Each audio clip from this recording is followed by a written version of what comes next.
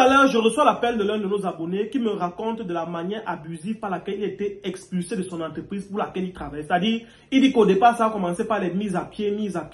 Après, un jour, il vient lui dire que non, monsieur, on a déjà trouvé votre remplaçant à ce poste. En fait, je vous ai toujours dit, si vous avez un problème d'ordre familial, d'ordre matrimonial, d'ordre amical, et que vous aimeriez parler pour qu'on vous apporte des éléments de réponse, peu importe le problème qui vous tracasse, contactez-nous au 698 63 09 95. Et à côté de ça, il y a une émission qui s'appelle Parle-nous de ton ex. C'est-à-dire que tu sois un homme, que tu sois une femme, que tu as eu une relation avec un ex ou une ex qui n'a pas marché, tu as l'occasion de nous parler de ça. Ici, on va apporter des éléments de réponse. On te dira comment se comporter la prochaine fois quand tu seras dans de nouvelles relations. Donc, parle-nous au 698 63 09 95.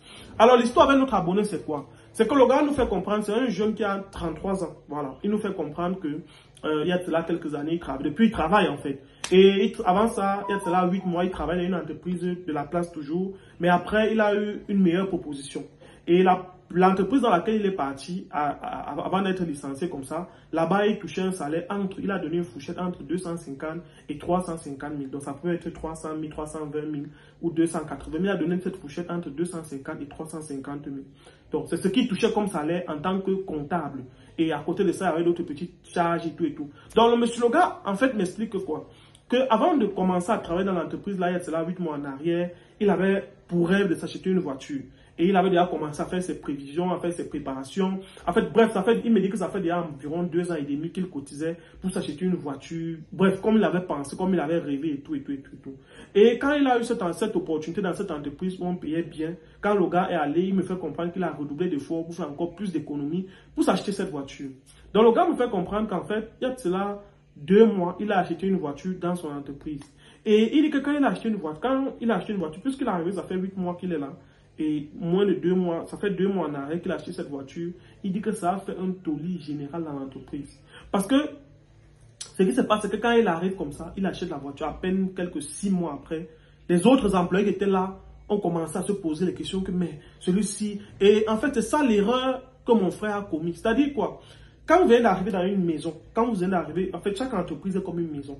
Quand vous venez d'arriver dans une maison, il y a ce qu'on appelle prendre ses marques, prendre ses repères dans la maison, en fait, poser les jalons de sa présence dans l'entreprise. Si vous arrivez là, en quelques semaines, en quelques mois, 2, 3, 4, 5, 6, 7, en moins d'1 an, vous arrivez là comme ça, les gens ne connaissent pas votre parcours. On suppose que si vous êtes quitté de là où vous étiez pour venir, ça veut dire que là où vous étiez, ce n'était pas plus mieux que ça. Parce que si c'était plus mieux, vous seriez resté.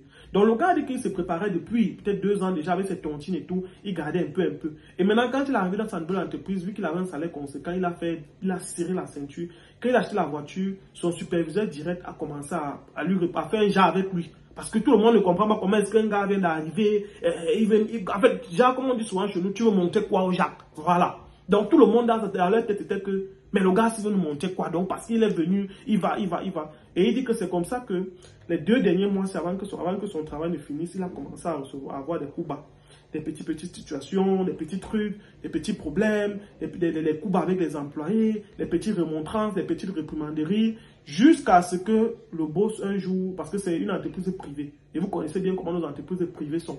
Les entreprises privées, c'est que c'est une personne qui a la tête. Et si le jour le boss se lève comme si votre tête, ça l'énerve, il te dit que mon ami, pour tes choses, tu pars. Tu pars seulement, il ne te demande pas. Parce que les multinationales, par exemple, c'est différent. Les multinationales respectent le travail, le code du travail, respectent une norme internationale, c'est-à-dire, ils travaillent selon un standard. Donc, on ne peut pas se lever comme ça du jour au lendemain. On dit qu'on t'expulse de l'entreprise. Il faut vraiment qu'il y ait des accumulations. Or, les entreprises privées, on connaît comment ça se passe. Le boss peut se lever le matin, il dit que ta tête là m'énerve pas.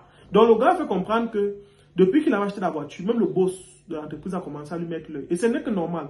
C'est-à-dire, il y a des entreprises où quand tu travailles, les boss en général, les patrons d'entreprise en général, n'aiment pas sentir que l'argent qu'il paye à son employé lui permet d'avoir un certain niveau de vie. C'est-à-dire, le boss voit qu'il te paye peut-être ça. Il se dit que non, avec ce qu'il paye, ça peut te permettre de te débrouiller. Mais une fois que tu payes la voiture, dans sa tête, ça tique un peu. Il te dit, mais attention, celui-ci là, il fait quoi? Du coup, c'est toujours comme ça qu'on va se dire que tu détournes.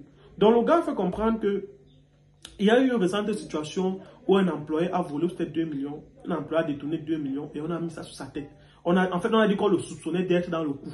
Je ne sais pas si vous comprenez. En fait, vous comprenez de quoi je parle. C'est juste les méthodes que les grands ont l'habitude d'utiliser dans les entreprises qu'on veut te mettre à la porte. C'est-à-dire, quand on te voit là, on voit que bon, tu as l'impression que tu t'en sors un peu. On crée un petit truc là. On monte même parfois un employé. On fait que toi et lui, vous êtes en communication comme ça. Ou bien on monte même ton collaborateur direct. On fait, il soutient, dès qu'il soutient 2 millions. On vient, on dit que vous êtes en complicité. C'est comme ça qu'on profite, on te chasse. C'est très généralement comme ça que ça se passe quand on veut chasser les gens dans les entreprises. Vous allez vous rendre compte qu'on veut chasser quelqu'un dans une entreprise. C'est souvent qu'on part voir ton collaborateur direct. Et tu vas voir qu'après, ce qui se passe, c'est que quand c'est comme ça, on te met dehors. Lui, on ne lui fait rien. Ou bien lui, on le renvoie au quartier, mais après, on le rappelle. Donc, quand la situation s'est passée où les 2 millions sont perdus en entreprise, on a commencé à le pointer du doigt avec son collaborateur direct, son subalterne, c'est quoi. On a commencé à les pointer du doigt ensemble.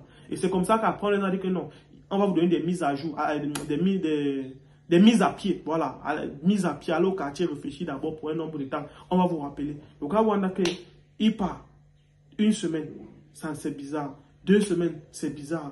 Après, il écrit, on ne répond même plus. Le gars arrive un jour au bureau 3 semaines après pour demander que les mises à pied là c'est comment. Il se rend compte que on a déjà mis quelqu'un à son poste, la personne travaille depuis 2-3 semaines déjà. Le gars reste comme s'il est stupéfait. En fait, ce que je vais dire à mes frères, c'est quoi? C'est que quand vous travaillez quelque part, sachez que quand vous travaillez dans une entreprise, il faut souvent faire ce qu'on appelle profil bas.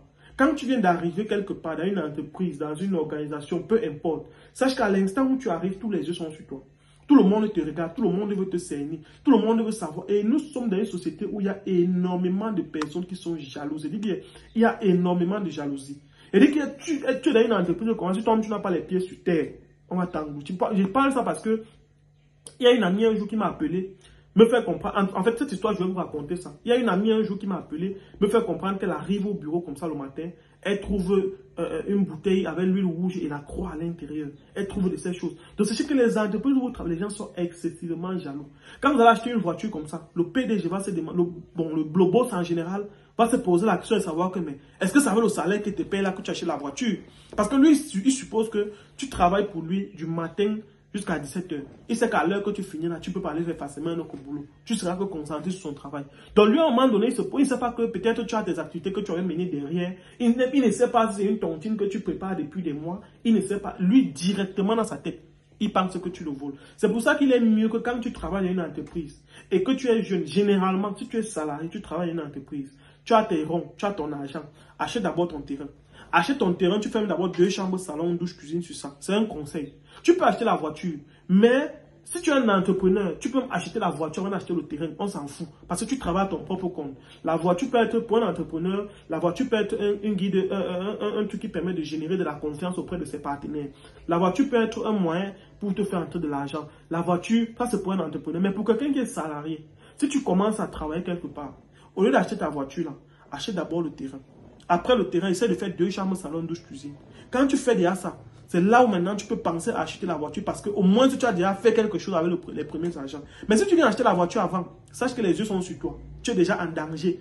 Et dis bien ceci, si tu viens acheter la voiture avant, à peine tu commences à travailler, tu viens acheter la voiture avant. Sache que non seulement les yeux de tes collaborateurs sont sur toi, les yeux de ton entourage sont sur toi, les yeux de tes voisins au quartier sont sur toi. Et tout le monde est en train de te garder dans qu'on attend la faille seulement pour te mettre dehors. Même en entreprise, tu vois que voilà ton supérieur direct, lui va se voir que peut-être il a la moto, bien peut-être il prend le taxi tous les jours. Mais toi, tu es arrivé. Or, il ne sait pas que peut-être tu peux être comme ça, que tu es dans une famille où tout le monde a un peu. Donc, tu restes, tu appelles tes grands frères, te choco. Il ne sait pas que peut-être tu peux être comme ça, que tu es dans une famille où le père avait déjà préparé tout. Tu ne payes même pas le loyer, tu vis seulement dans l'une des maisons du père. Ça fait que tout ton salaire, tu ne prends pas à manger, te nourrir là. Le reste, c'est pour faire tes projets.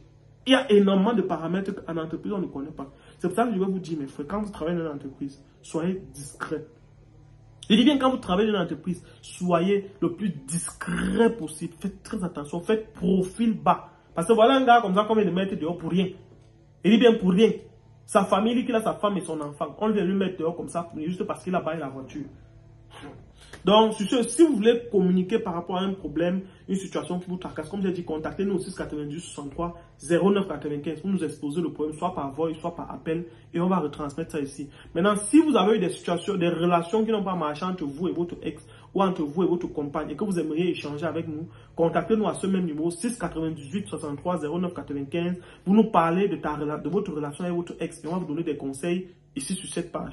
Sur ce, c'est mon avis par rapport à ce sujet. À très bientôt. Dites ce que vous pensez en commentaire. Le Cameroun, c'est pas fini. Ciao.